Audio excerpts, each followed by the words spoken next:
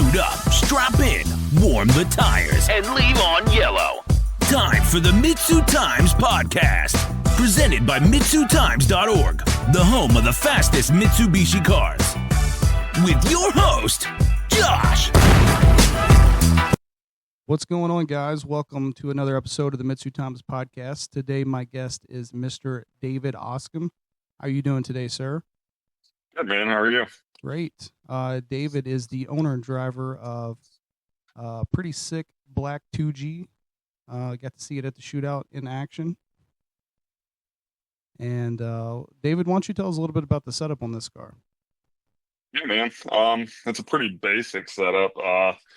Eagle crank, manly rods, Wiseco 1400 piston. It's 10.5-1. Evo springs, GSCS 2 cams.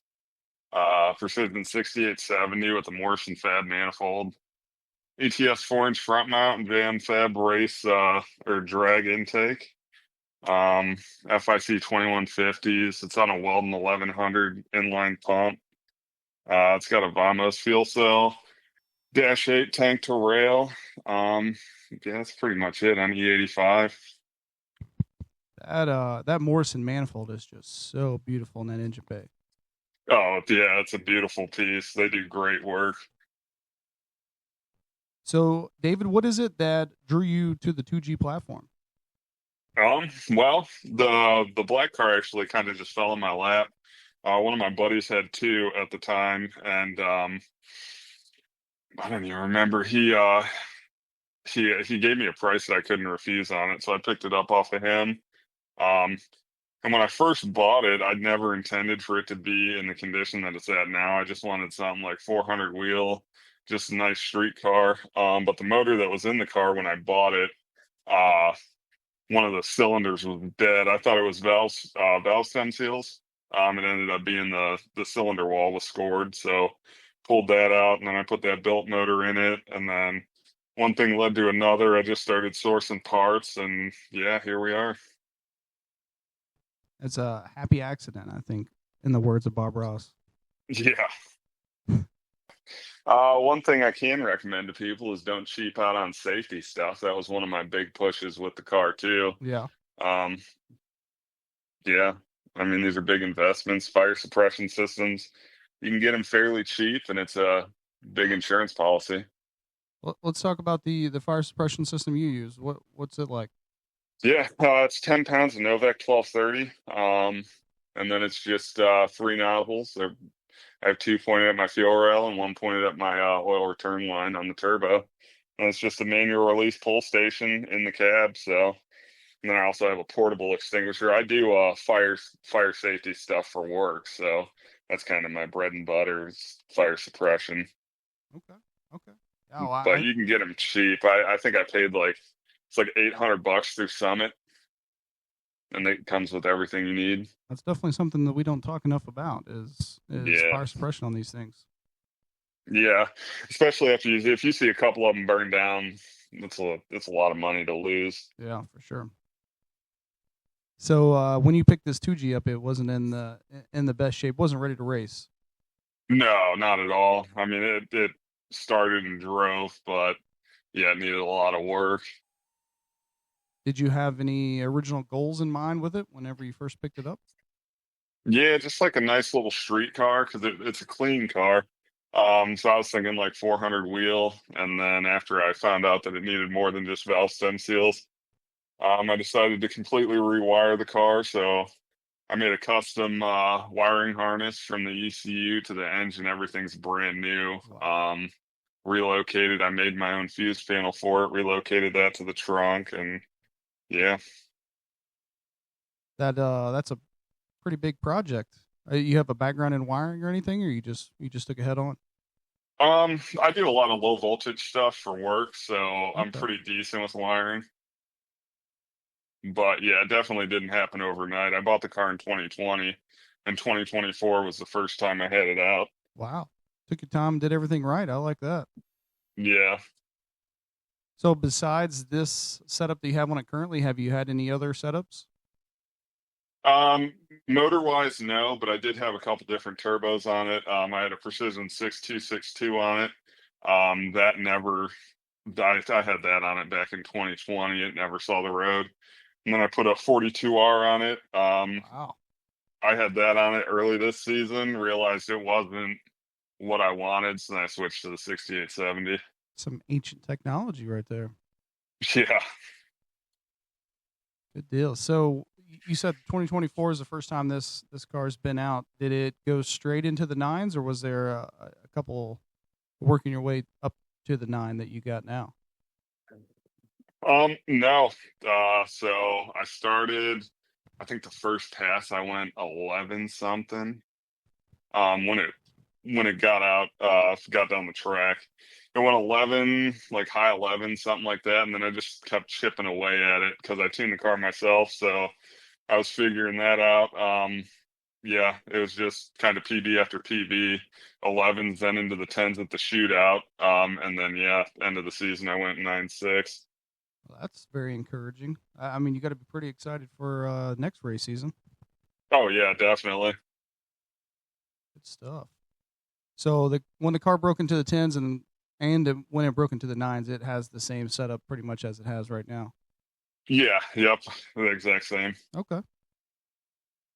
You think that if you could go back and when you pick this car up in 2020, do this build all over again, you think you would do it exactly the same? Yeah, I'd do it exact. I'd probably not pick up that 6262, Mm-hmm. and then just go straight to the 6870. But other than that, yeah, because I learned a lot from 2020 until now, just messing with the car. Yeah. Did I think it goes kind of because these kind of things are behind the scenes, but people looking to do this type of thing. Did you do a ton of research to get the car where it is now? Oh yeah, I spent hours on DSM tuners, factory service manuals. Those things are like the Bible for that thing. Yeah, Um, yeah, I've spent hours and hours looking through the electrics factory service manual and just researching stuff on DSM tuners and asking people questions. for sure. That's the kind of stuff nobody talks about. Oh yeah. Personal best right now is that 9623 at 151. Yeah. Got that just a few months ago, right? Yeah. Yeah. It was the last time I had the car out. It should have been faster. I had my rev limit turned down. My mother-in-law actually has a video. You can hear my car on the limiter before I went through the traps. So there's definitely more in it. Man, that's got to be kind of frustrating. You want to get back out there and give it another shot. Yeah, I was planning on going back out because 42 stayed open. They just closed. They were running test and tune all the way up until last weekend. Um, but my timing tensioner bolt backed out. I don't know how the car didn't jump time.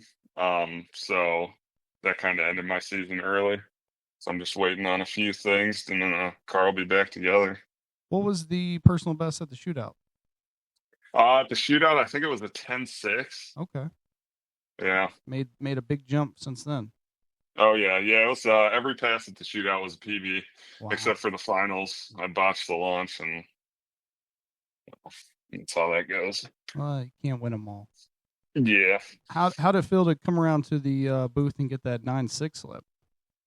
It was great. I didn't think it was a 9.6. I thought it was like a 10.0.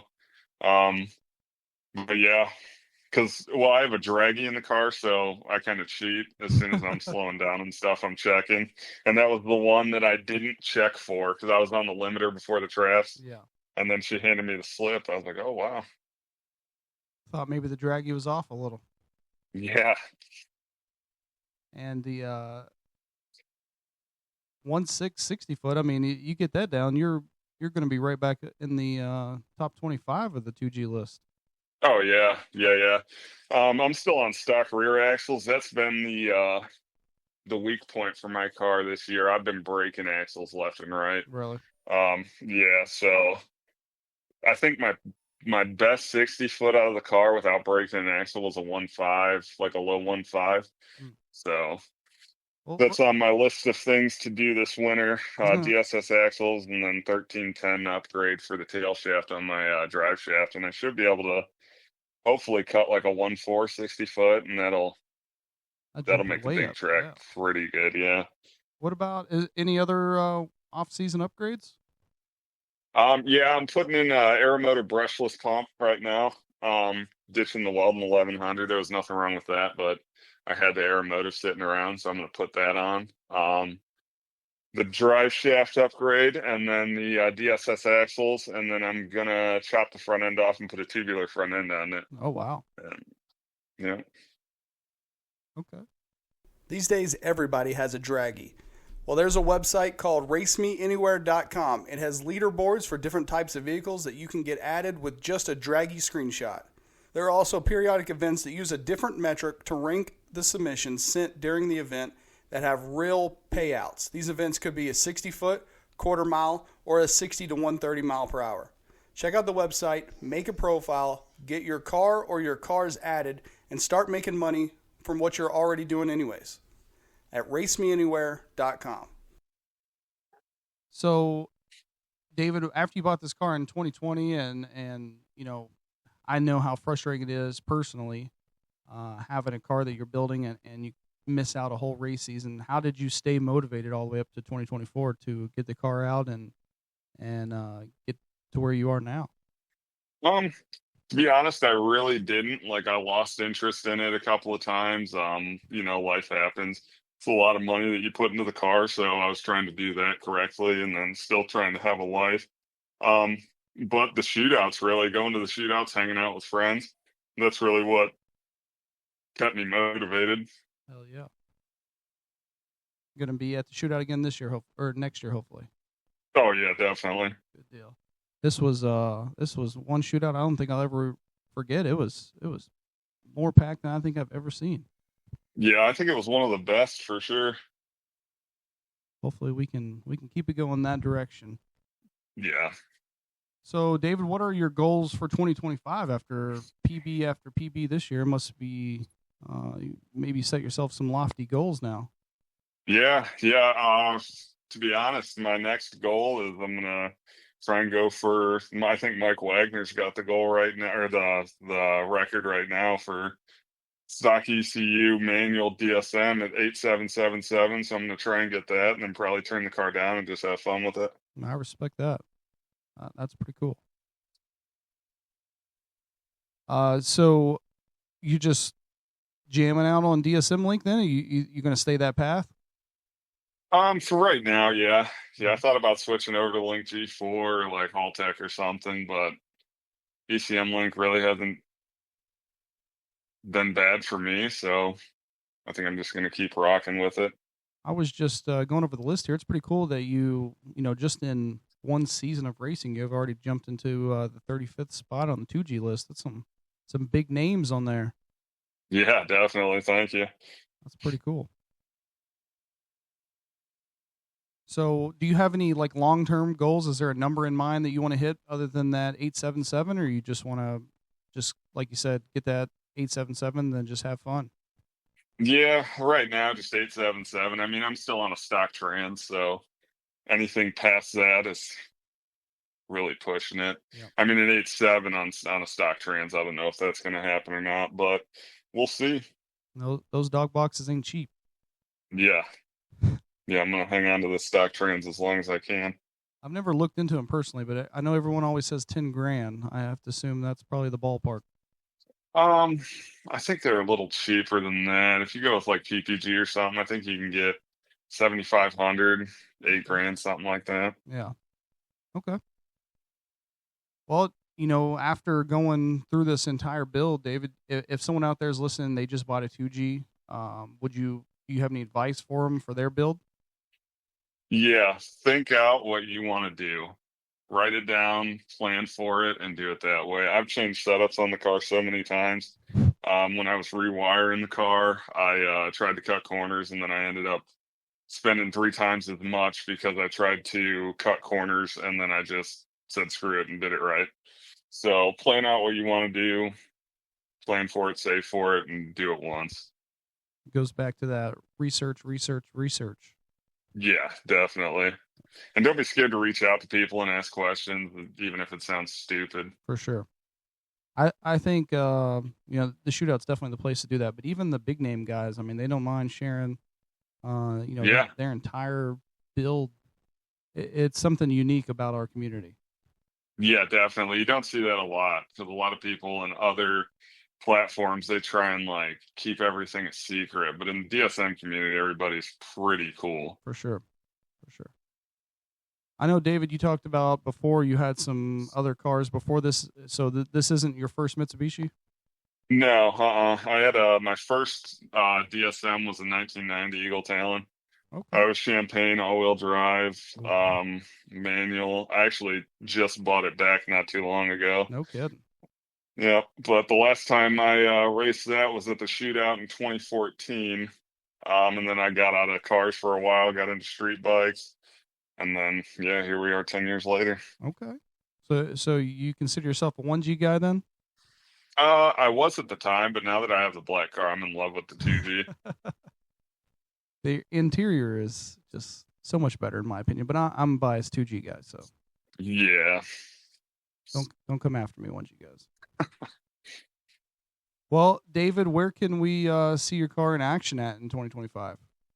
2025, definitely the shootout. Import face-off at 42. Digapalooza at Dragway 42. Any test and tune really at Dragway 42. That's our go-to track. Do you make it out to the National Trail Import face-off? No, Is that pretty big hike for you guys? Yeah. Okay. Yeah, I live like 45 minutes away from 42. I'm fortunate because I live 30 minutes away from Norwalk. Wow. Yeah, so I don't have to travel far for the shootout. That's a flex. I was trying to make it to 42 this year. I heard that their import face-off is pretty cool because they have, I want to say Jared said they had tractor pulls or something the night before. Yeah, Dragway 42 is cool. The owner, Ron, he's real cool. It's a good atmosphere and it's a good track. Sick. Does it, well, I guess the track can't really dictate that, but I know at National Trail, the music cars are a little bit too close to the drag cars. Yeah, that was kind of the same thing at Import Face Off 42. Yeah. I guess it just comes with territory. Yeah. Well, David, where can people find and follow you on social media? I'm on Instagram, D_Oscom, and then Facebook. You can find me at David Oscom. I am on DSM Tuners, but your best bet's to get a hold of me on Instagram or Facebook. Yeah. Tuners is it's like having that encyclopedia on the shelf that you can go back and look at, but you don't have it on your desk every day. Yeah, exactly. It's a good resource to have, though. Yeah, for sure. All right, David, is there anybody that you want to give a thanks or a shout out to? Oh yeah, my wife definitely. She's been a good sport through this whole thing. She's been supportive of it. She's always at the track with me. She stayed at the shootout the whole time. Had a good time. So definitely can't thank her enough. My in-laws, that's another one. They pretty much opened their shop up to me, let me work on the car out of their shop. So that's awesome. The car probably wouldn't be anywhere it's at right now without their help. And then, yeah, anybody that's given me help at the track or tuning or anything like that, like Mike Wagner, Mike Minch, JP, all those guys. Yeah, and just anybody else that I've met that I can't think of right now. Harley, for sure, for getting me onto the podcast. Yeah. See, that's something we don't hear much on this. Thanks to the in-laws. You don't ever hear that. Oh, yeah. Yeah, I mean, they have a beautiful shop, and they've pretty much just opened the doors and let me keep my car there. All my welders and stuff are up there, so good deal. I'm extremely fortunate for that. Heck yeah, man. Well, good stuff. I appreciate you coming on here and telling your story, and I can't wait to see some more PBs out of you next year, man. Yeah, man. Yeah, thanks for having me on. Absolutely. Best of luck on that 877, by the way. Yeah, thanks. All right, I'll talk to you soon. All right, man. See ya. Thank you for listening to the MitsuTimes podcast. Check out our Instagram and Facebook for daily updates. Get added to our list by going to MitsuTimes.org and clicking Submit a Slip. Thank you to all of our sponsors.